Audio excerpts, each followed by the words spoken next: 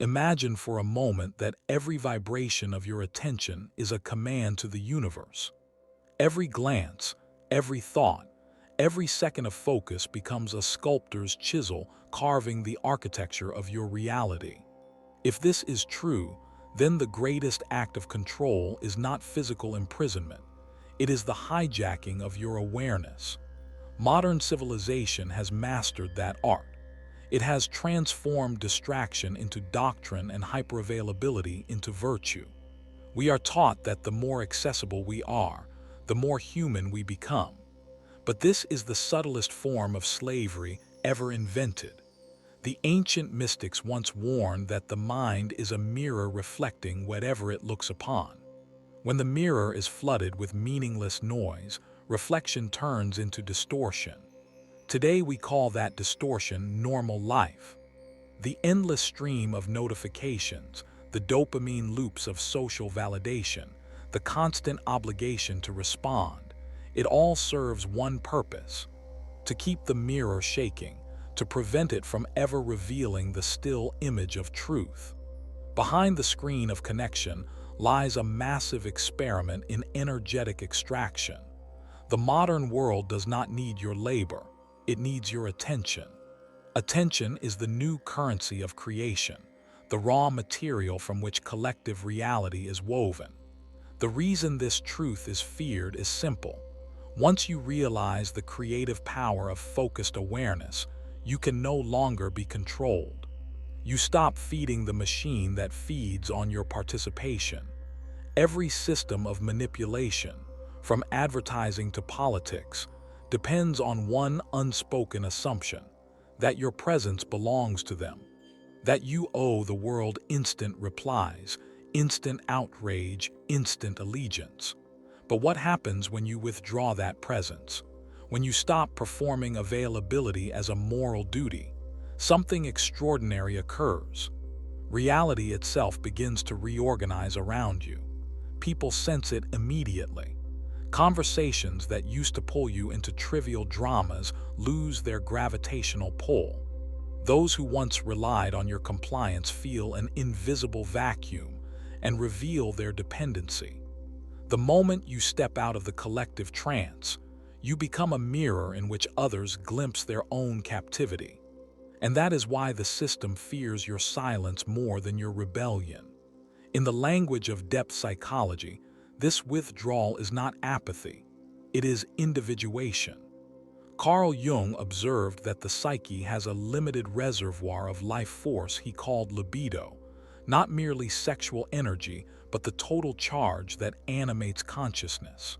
When you squander it on constant reaction, the psyche fragments. When you withdraw it, the fragments begin to unite.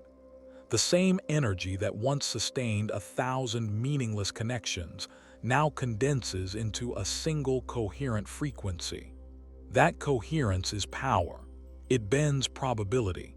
Quantum physics hints at the same principle through the observer effect.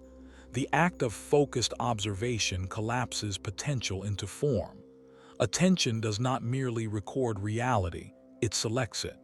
Every moment you choose what to perceive, you are collapsing an infinity of possibilities into one manifested outcome. The elite structures of power have always known this, though they disguise it behind secular language. That is why every empire, ancient or modern, seeks first to colonize the collective attention. Control the lens, and you control the world it brings into focus. But attention is not just a psychological tool. It is sacred substance. In Sanskrit, the word for concentration, dharana, shares its root with holding or containing divine fire. The mystics describe the mind as an altar where the flame of awareness must be tended carefully, for wherever it burns, reality follows. When you understand this, you begin to see distraction for what it truly is, a theft of divinity. We live now in an attention economy precisely because attention is creative power disguised as commodity. Every ping, every headline, every algorithmic feed functions like a siphon extracting fragments of your creative energy. It's not your data they want, it's your participation. Without your gaze, the illusion collapses. The machine starves. To reclaim your sovereignty, you must perform the most radical act possible in a world of constant noise: deliberate withdrawal, strategic unavailability, silence as rebellion. This is not the passivity of resignation, but the mastery of presence. When you stop reacting to every external stimulus, you begin to generate from within. The axis of creation shifts back to its rightful place, inside your own consciousness.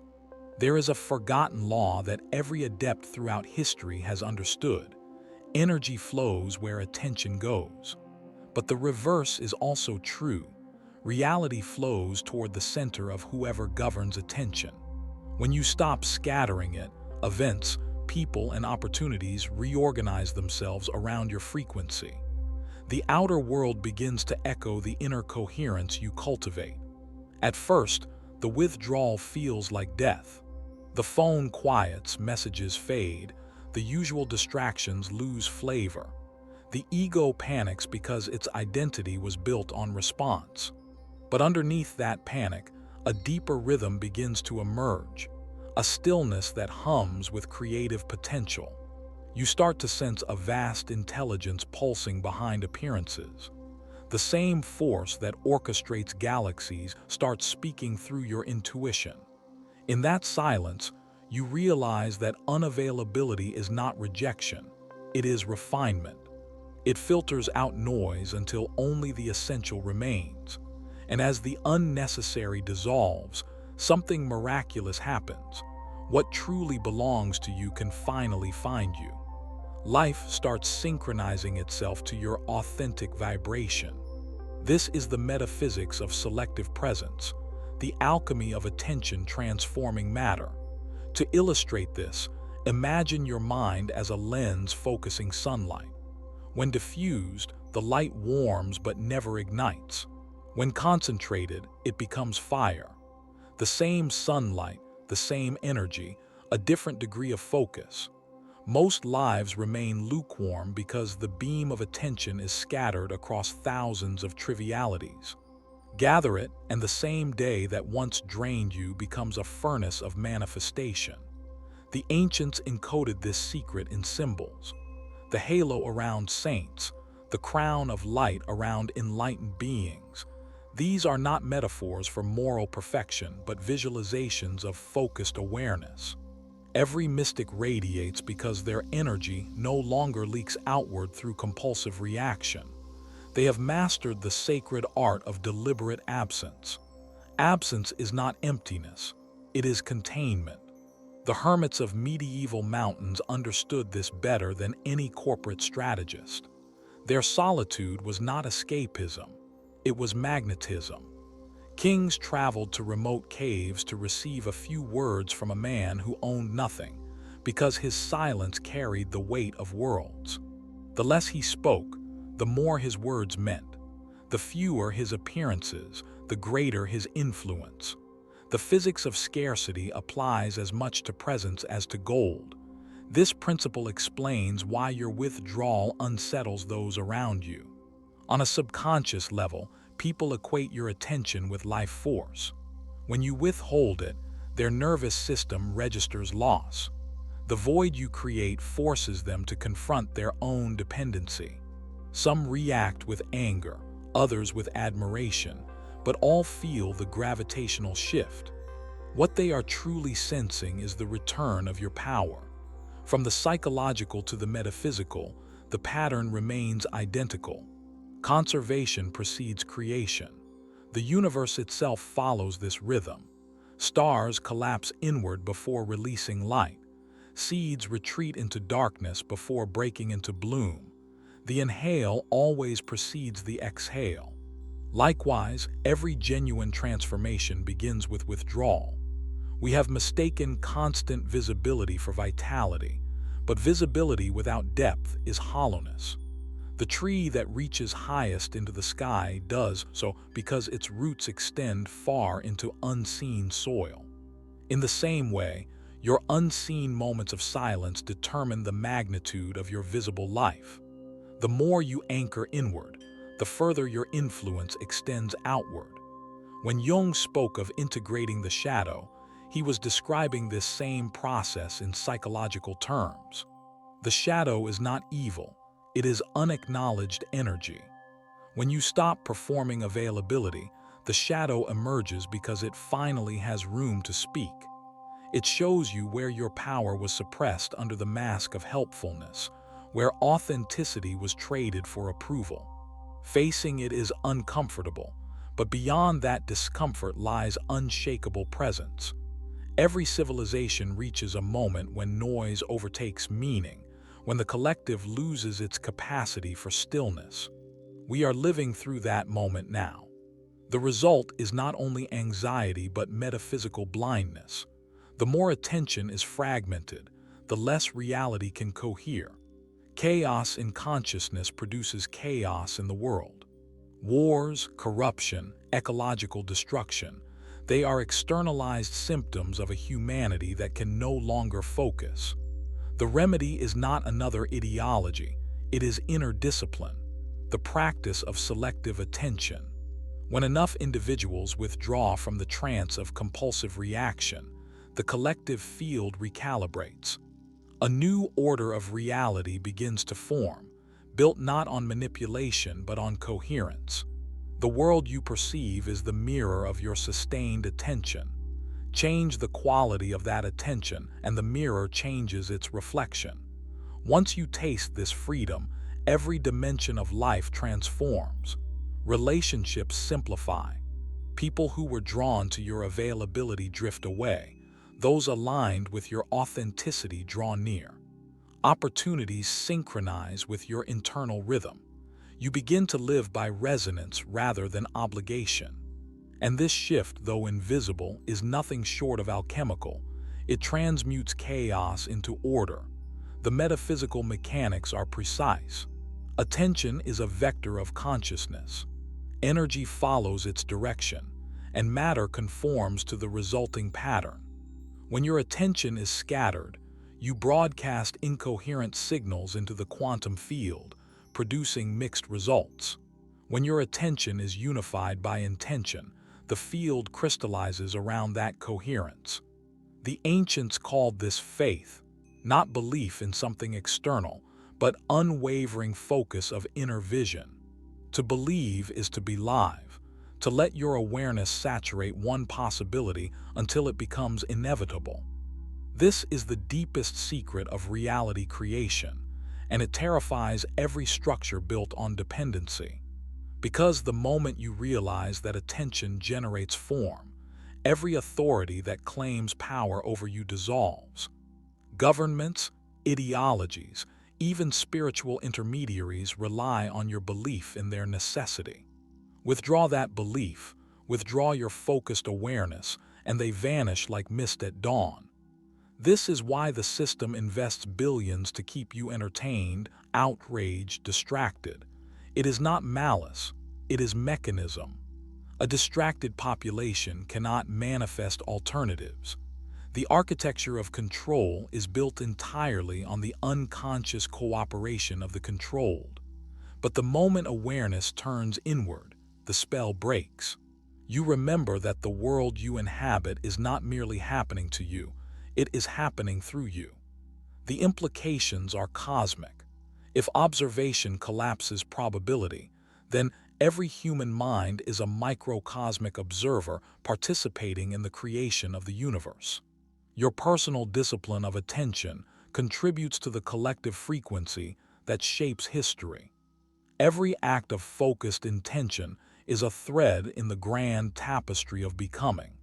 You are not a spectator in reality's theater. You are the projector itself. This understanding redefines spirituality. Meditation is not escape from the world. It is recalibration of the lens through which the world is projected. Silence is not absence of activity.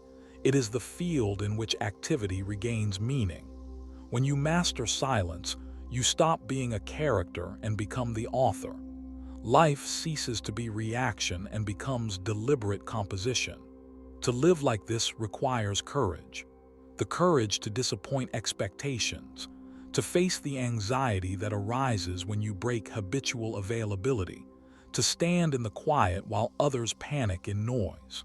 But as that courage matures, something luminous awakens. The heart grows steady, the mind clears. A strange serenity replaces the need to prove anything. You begin to act not from compulsion but from clarity. And clarity, when sustained, reshapes destiny. Eventually, even the concept of strategy dissolves. What began as self-protection evolves into natural rhythm. You no longer need to plan your availability because your intuition regulates it with precision. Energy flows exactly where it is required, neither hoarded nor wasted. You become, in Jung's words, self-regulating psychic totality. The external world mirrors this equilibrium. People treat you as you treat your own energy, with respect. At this stage, strategic absence becomes sacred presence. The boundary that once separated spirituality and practicality disappears. Every decision becomes a meditation. Every silence becomes communication. You embody what ancient alchemists called the philosopher's stone, the union of opposites, the fusion of matter and spirit, availability and withdrawal, speaking and listening. You have become coherent with yourself, and therefore creative within reality. From the outside, nothing miraculous seems to happen, yet everything subtly rearranges. Money flows with less friction. Encounters carry deeper meaning. Time feels elastic. You start noticing synchronicities that guide your path as if reality were responding personally to your vibration. That is not coincidence, it is correspondence. The outer world now reflects the inner order you have restored. And still, a greater invitation awaits. When enough individuals stabilize this inner coherence, their combined attention field reshapes the collective timeline. Civilizations rise or fall according to the quality of consciousness that sustains them. If fragmentation created the current age of chaos, coherence can birth the next renaissance. The revolution the world needs is not political, it is attentional. The battleground is your focus. The weapon is awareness. The victory is freedom. So how do you begin? Start small. Delay one unnecessary response. Observe the anxiety that surfaces and realize it is not danger, it is detox. That discomfort is the withdrawal of addiction to external validation. Sit with it, breathe through it. In that pause, you reclaim the throne of your own mind. Every moment of conscious non-reaction is an act of creation. You are re-establishing the sacred center from which all genuine influence flows. Remember this. Silence is not the opposite of sound. It is the mother of sound. Stillness is not the absence of motion. It is the source of motion. The world fears your stillness because it cannot exploit what it cannot predict. But the universe adores it because through that stillness, new realities are born. The ultimate teaching hidden beneath all doctrines, religious, psychological, or scientific, is astonishingly simple. Reality responds to coherence. The universe mirrors the state of its observers. When your inner world is divided, the outer world appears hostile. When your inner world is whole, the outer world becomes cooperative. To master your attention is to master creation itself. And this, perhaps, is the darkest teaching they fear you'll discover, that you were never meant to chase reality. You were meant to compose it. The true conspiracy has never been about secret societies or shadow governments. It has always been about distracting you from the one power you've had all along, the ability to direct awareness deliberately. When you understand this, every manipulation loses power. You stop fighting the system and start transcending it. You realize that freedom is not granted by law or revoked by force. It is a frequency of consciousness. It begins the moment you withdraw your attention from what drains you and invest it where it nourishes you. And so, the next time the world demands your instant reply, remember the ancient rhythm of creation. Withdraw, center, emanate. Breathe. Feel the energy that was once scattered returning home. Let silence envelop you like armor made of light. You have nothing to prove, only presence to radiate. The universe will adjust, because in the end, the real shift they fear is not social or political, it is energetic. The moment enough minds awaken to the creative power of their own attention, the entire paradigm of control dissolves. Reality itself begins to bend toward consciousness. And that is not prophecy. That is physics, the science of the soul rediscovered. So guard your attention as you would guard a sacred flame. Let every yes be deliberate, every silence intentional, every act an expression of coherent awareness. Withdraw from the noise until the still voice within becomes unmistakable. Then speak not from reaction but from revelation. For in that moment you will know what the sages meant when they whispered, "The kingdom of heaven is within you." And the world, reflecting that truth, will begin to change before your eyes.